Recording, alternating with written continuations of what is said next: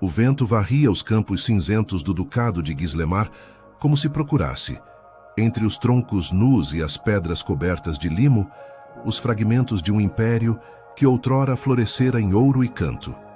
No coração dessa terra adormecida, erguia-se o castelo de Ascalor, uma fortaleza de paredes frias e corredores que cheiravam a saudade. Era lá que vivia o conde Telian d'Aurist, último herdeiro de uma linhagem manchada por traições, guerras e votos quebrados.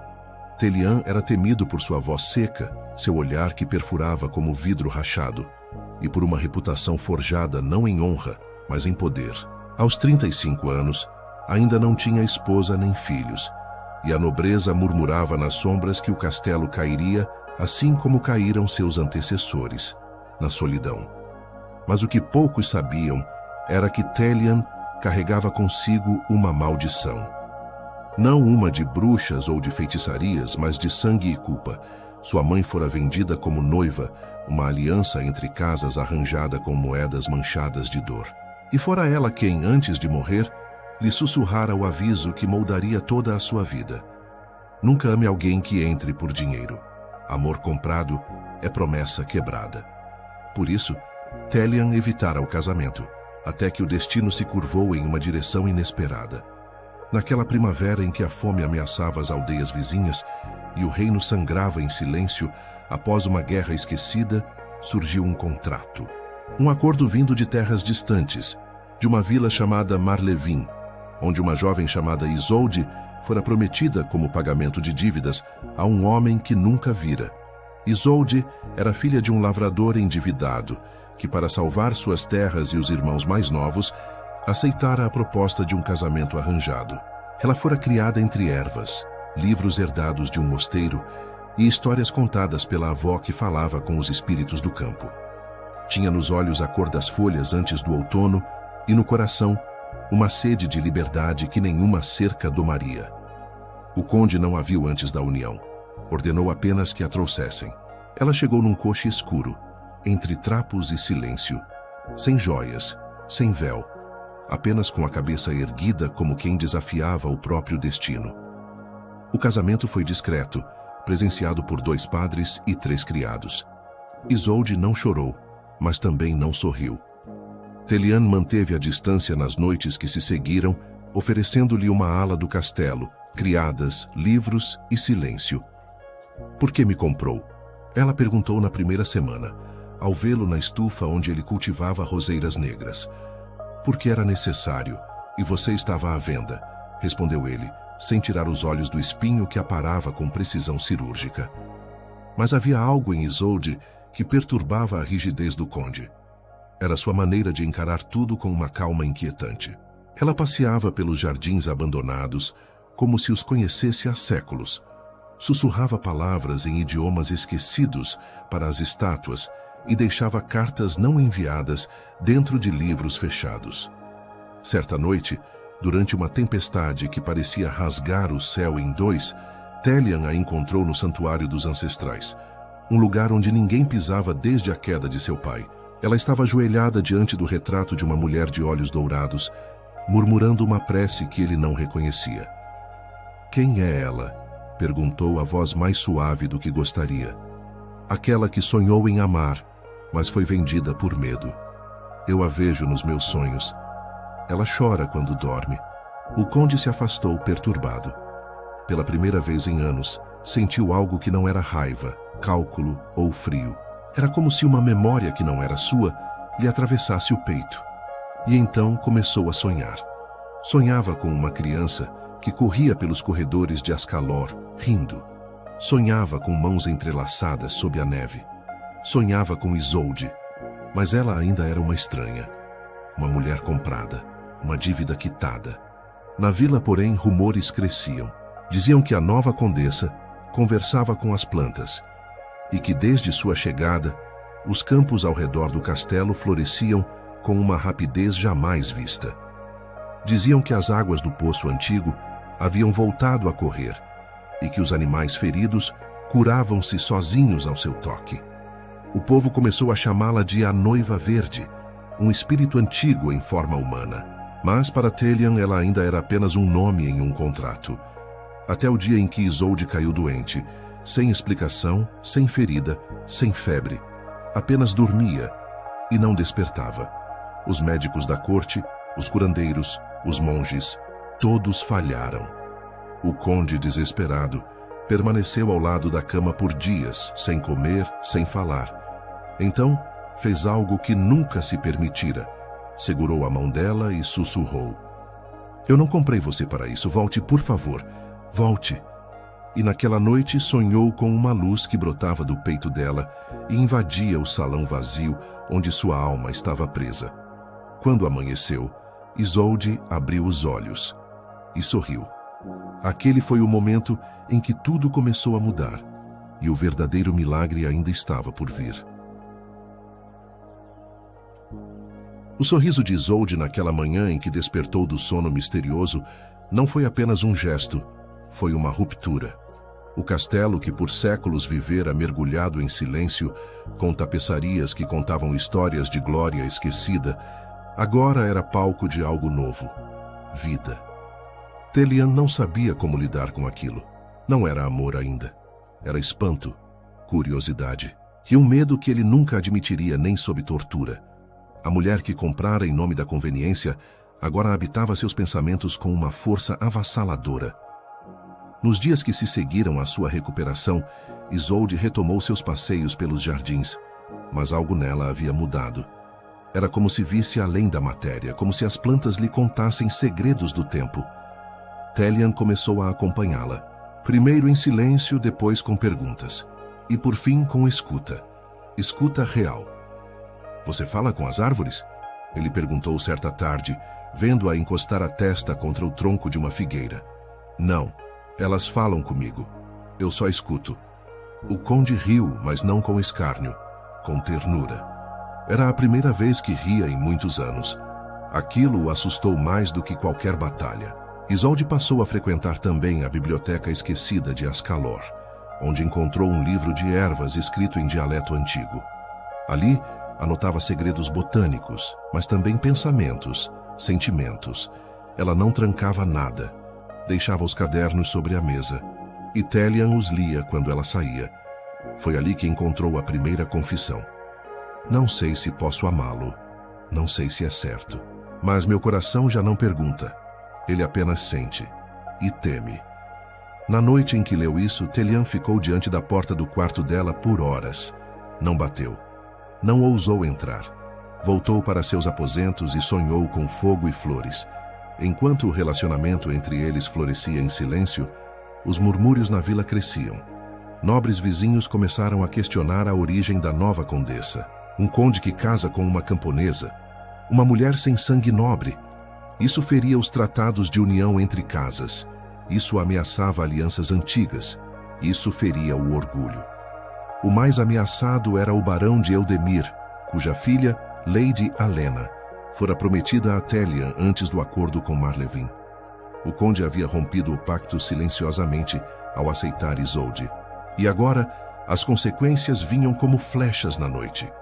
Mensageiros começaram a desaparecer nas estradas. Caravanas de mantimentos eram atacadas. Cartas anônimas chegavam com ameaças veladas. Casamentos são muros ou pontes. O seu é um abismo. Mas o castelo agora parecia protegido por algo invisível.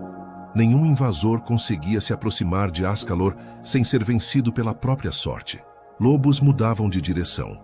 Cavalos empacavam. As tochas apagavam. O povo, antes desconfiado, agora ia até os portões do castelo para pedir conselhos, bênçãos e até curas. Isolde os recebia, tocava feridas, soprava palavras em línguas que ninguém sabia e deixava os frascos de ervas sob a luz da lua. O conde aos poucos se apaixonava, mas o orgulho é um demônio disfarçado de honra. Uma noite, ao ver Isolde em silêncio diante do espelho, ele se aproximou e disse: "Você ainda se sente uma prisioneira?" Ela demorou a responder: "Não sou prisioneira, mas também não sou livre. Somos aliados por um contrato, não por um voto de alma." Telian recuou. Aquilo doeu mais do que qualquer espada. "E se eu quebrasse o contrato? Seria uma traição ao seu nome. E se eu te pedisse que ficasse não como dívida, mas como escolha. Isolde então se voltou e com os olhos marejados disse: eu ficaria, mas o mundo nos queimaria por isso. E eu não nasci para ser bruxa em fogueira de rei. Na manhã seguinte, encontraram o templo antigo de Ascalor vandalizado, uma cruz invertida desenhada com sangue de animal. Um aviso. A aliança que nascia entre os dois era proibida, não apenas pela nobreza, mas pelas forças que protegiam o equilíbrio do reino. A união entre um homem de guerra e uma mulher de cura, um filho do ferro e uma filha da terra. Mesmo assim, naquela mesma semana, Telian se ajoelhou diante de Isolde sem coroa, sem protocolo, com as mãos sujas de barro, e disse: por você, eu desfaço todas as promessas feitas em nome do poder. Me ensine a amar como se nunca tivesse aprendido a mandar. Isolde colocou as mãos no rosto dele sem responder, e o beijou. Naquele momento, em uma aldeia a 20 léguas dali, uma fonte que estava seca há 100 anos voltou a jorrar. Um menino surdo começou a cantar. Uma velha que não andava levantou-se para acender uma vela. E os céus por uma noite inteira brilharam com 3 luas. Mas o milagre, como tudo que brilha, seria posto à prova. O amor florescera onde nada mais crescia. Mas, como toda flor que se abre ao sol, havia sombras se formando à sua volta. Após o pedido de Telian, Isolde passou a viver não mais como uma comprada, mas como uma companheira. As refeições eram compartilhadas, as noites divididas em palavras e silêncio, e as manhãs iniciadas com longos passeios pelos jardins. A ala norte do castelo, que estivera fechada por décadas, foi reaberta por ela, transformada em estufa, biblioteca viva e abrigo para as crianças da vila durante os invernos. O povo a amava, o conde mais ainda. Mas Telian, mesmo tomado pelo sentimento, era filho da desconfiança. E como homem de guerra não sabia dormir enquanto não sondava todas as ameaças. Começou então a investigar o passado de Isolde, não por ciúme, mas por medo. Medo de que tudo aquilo fosse frágil demais para durar. Queria protegê-la, e para isso precisava saber. Enviou mensageiros a Marlevan.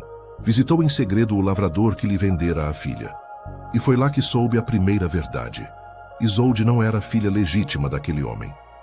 Minha mulher a trouxe de um convento, dissera o velho com os olhos turvos de vinho.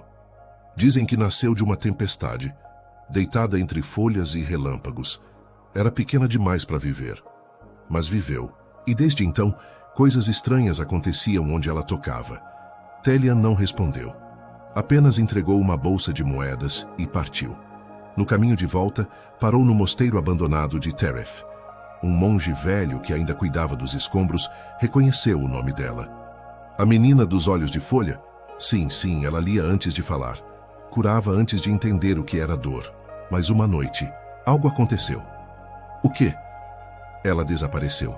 Deixou para trás um livro com símbolos que ninguém sabia ler. Um livro que... se movia sozinho. O prior mandou queimá-lo. Telian voltou para o castelo com a mente em turbilhão. À noite, observou Isolde dormindo. A paz em seu rosto contrastava com os trovões dentro dele. No dia seguinte, decidiu confrontá-la. Quem é você de verdade? Isolde, que cuidava de uma planta doente, não levantou os olhos. Eu sou o que a vida me deixou ser. Você nasceu no convento? Nasci da terra, sob relâmpagos. Minha mãe me deixou ali. Era fugitiva. Por que nunca me contou? Porque você nunca perguntou com o coração, só com medo. Telian sentiu o golpe como uma flecha. Mas havia mais. E ele sabia disso. Naquela noite, vasculhou os livros dela. Encontrou o caderno com ervas, sim, mas também outro, escondido sob a tábua do chão. Nele, símbolos antigos, desenhos de constelações, mapas com linhas que cruzavam a floresta ao redor do castelo. E ao final, um nome escrito com sangue seco, Elarion. Na mesma hora, mandou chamar o bibliotecário real. O velho quase caiu da cadeira ao ver o nome. Elarion é o nome dos guardados, sussurrou. Um povo antigo, extinto, que carregava dentro de si a essência da natureza. Eles curavam com o toque, viam além do tempo. mas foram caçados, temidos como bruxos. Telian sentiu o mundo se estreitar. Isolde não era apenas uma mulher incomum. Ela era descendente de um povo proibido, e se isso fosse descoberto, seria queimada viva. Nem seu título de condessa a salvaria. Decidiu então protegê-la em silêncio. Mas os segredos, como sementes, crescem melhor na escuridão. E logo começaram a brotar. Lady Alena, a nobre desprezada, mandou espiões a Ascalor. Um deles, infiltrado entre os servos, encontrou o livro com o nome Elarion. Outro seguiu Isolde até a floresta, onde ela fazia rituais em círculos de pedra. Fotografaram, relataram, e em menos de um mês os rumores chegaram à corte. O conde casou-se com uma bruxa, diziam. Não, com uma Elarion. O que é pior. O Conselho Real começou a pressionar. Pediram explicações, exigiram sangue ou renúncia. Telian, então, tomou a decisão mais dura de sua vida. Esconder a verdade de Isolde. Selou os portões, proibiu visitas e afastou-se dela, dizendo estar doente. Isolde, confusa, respeitou. Mas em seu coração, o pressentimento crescia como erva daninha. Na solidão, voltou ao templo. Consultou os símbolos, leu os sinais. E então, soube. Soube que a terra tremia, porque uma mentira fora plantada. Soube que o amor que florescera estava morrendo sufocado pelo medo. Soube que Telian a traíra, não com outra mulher, mas com o silêncio. Na noite seguinte, ela desapareceu. Não levou roupas, nem livros. Apenas uma rosa negra colhida do jardim que haviam plantado juntos. Telian, ao ver o quarto vazio, caiu de joelhos. Porque agora, o segredo não era mais dela. Era dele. E pesava como maldição. O quarto de Isolde estava vazio, mas a ausência dela preenchia o castelo inteiro como uma neblina pesada. O silêncio era tão absoluto que Telian conseguia ouvir o estalo da madeira envelhecida sob os retratos dos ancestrais. Havia perdido o que sequer admitira amar, e dessa vez não havia guerra que pudesse vencer, nem contrato que pudesse reescrever. Os servos cochichavam pelos corredores. A condessa fugiu. Não, ela foi levada pelos ventos. Talvez tenha voltado para onde nasceu, mas Telian sabia. Ela partira porque ele a abandonara antes que o mundo o fizesse, porque escolhera o medo em vez do milagre. Nos dias seguintes, tentou procurá-la.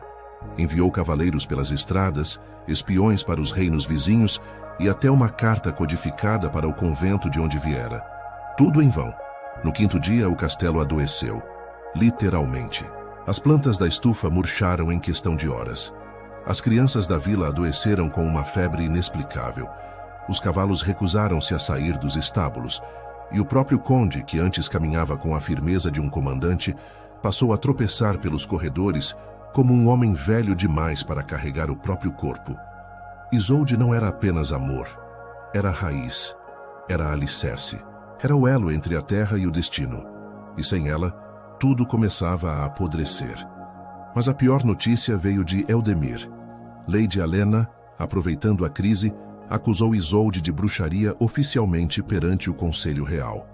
Enviou provas, desenhos dos rituais, fragmentos do livro de símbolos, depoimentos de criados corrompidos. A sentença veio rápida. Ela deve ser capturada e levada a julgamento. Caso não se apresente em 30 dias, será considerada ameaça ao reino e condenada à execução pública. Telian, ao ler o pergaminho selado com cera vermelha, sentiu um gosto de ferro na boca. Aquilo não era justiça. Era vingança disfarçada de lei. Nessa mesma noite, trancou-se no templo dos ancestrais e fez algo que nunca ousara antes. Ajoelhou-se diante do retrato da mulher dourada, aquela que Isolde dizia sonhar. Se algum sangue corre em mim que ainda é digno dela, me mostre onde ela está, porque se Isolde morrer, morro com ela. A vela se apagou sozinha. Na manhã seguinte, um camponês chegou ofegante aos portões do castelo. Trazia uma fita de cabelo e uma flor azul presa entre páginas de um livro de ervas. Encontrei isto perto da árvore partida da colina trêmula, disse. Ninguém mais iria lá, só ela. Telian partiu sozinho. cavalgando sem escudeiros, sem armas, apenas com um medalhão que Isolde deixara sob seu travesseiro. A colina trêmula era conhecida por ser solo de antigos ritos. Diziam que as raízes das árvores guardavam segredos e que quem dormia ali sonhava com o futuro. Ao chegar, Telian encontrou a árvore, partida ao meio, mas com folhas ainda verdes. E ali, sob um círculo de pedras, encontrou Isolde, magérrima, descalça, olhos vazios, mas viva. Eu não sabia se você viria, ela sussurrou, ao vê-lo desmontar do cavalo. Eu vim porque não sei mais viver onde você não está. Ela fechou os olhos. Eu te avisei. O mundo queimaria. Então queime. Mas queimaremos juntos. Ele ajoelhou-se, tomou suas mãos e disse a única coisa que sabia ser verdade. Me perdoa. Isolde não respondeu de imediato, mas inclinou a cabeça até tocá-lo com a testa. E assim ficaram, em silêncio, enquanto o vento erguia folhas ao redor, como se o tempo voltasse para assistir. Mas o tempo era cruel. Os cavaleiros do conselho chegaram naquela mesma noite. O som das armaduras cortando o mato acordou os corvos. Eles vieram com tochas e decretos. Cercaram os dois e anunciaram: pela segurança do reino, esta mulher está presa. E você, conde, será julgado por ocultar uma herege. Telian sacou a espada, mas Isolde o deteve com um olhar. Não lute por mim, lute por nós. Onde for, eu irei. Mas não deixe que a história nos transforme em monstros. Ela se entregou sem gritar e foi levada em correntes de prata. Telian, ao vê-la partir, não chorou. Mas naquele exato momento, todos os espelhos do castelo racharam sozinhos. No subsolo da fortaleza de Eldemir, onde Isolde foi trancada, os guardas começaram a enlouquecer. Um deles afirmou ter visto a mãe morta. Outro perdeu a visão. E um terceiro jurou ouvir a floresta sussurrar seu nome durante a madrugada. Do lado de fora, o povo começava a se mover. A notícia de que a noiva verde seria executada causou revolta nas vilas, nos mercados, nas tavernas. Pessoas que nunca haviam rezado se ajoelhavam. Crianças faziam desenhos dela com asas, e idosos se recusavam a comer até que ela fosse libertada. Uma mulher comprada havia se tornado o coração do povo. E quando o dia do julgamento foi marcado, o céu, pela primeira vez em anos, escureceu ao meio-dia. Mas ainda não era o fim. O conde não havia dito sua última palavra. O julgamento foi marcado para o equinócio, dia em que a luz e a sombra se equilibram, como se o próprio céu exigisse justiça.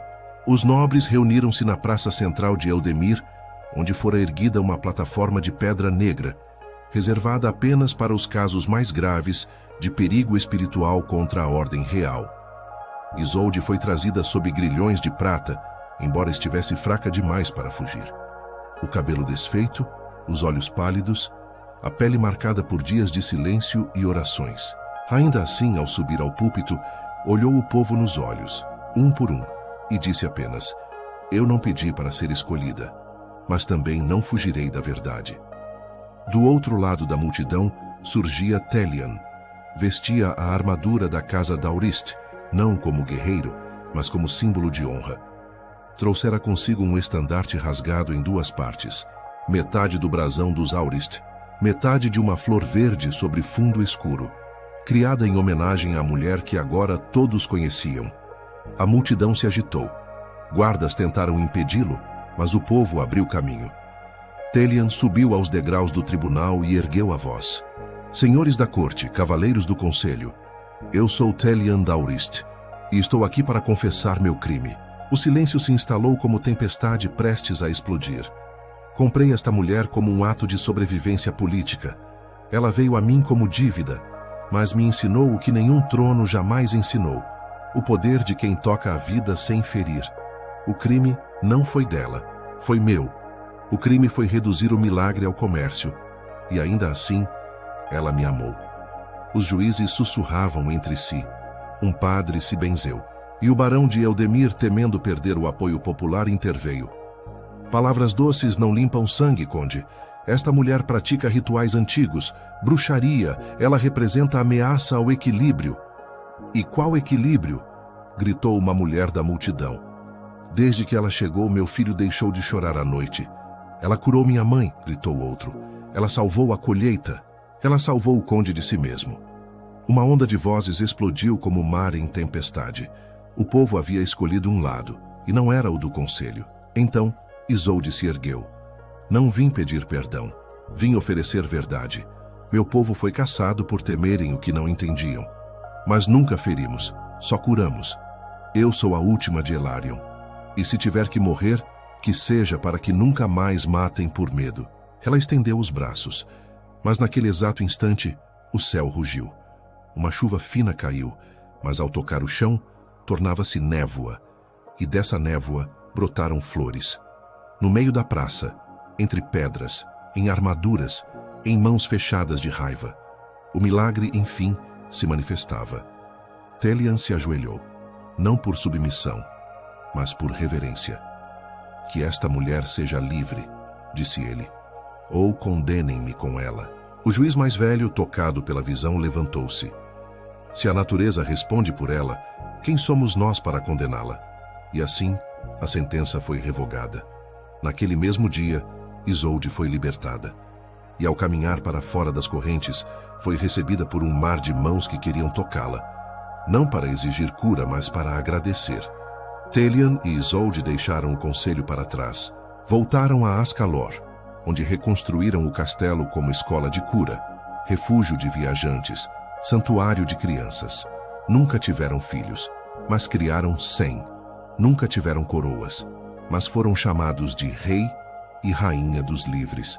E quando Isolde morreu, aos 91 anos, o jardim que plantara floresceu em todas as direções, mesmo sob a neve. Telian foi enterrado ao lado dela, com o estandarte partido costurado ao peito. E dizem que desde então, todo aquele que passa pela estrada de Ascalor ouve risos entre as árvores e vê, por um instante, uma mulher de cabelos soltos dançando com um homem de armadura sem espada. O conde que comprou uma noiva e recebeu um milagre.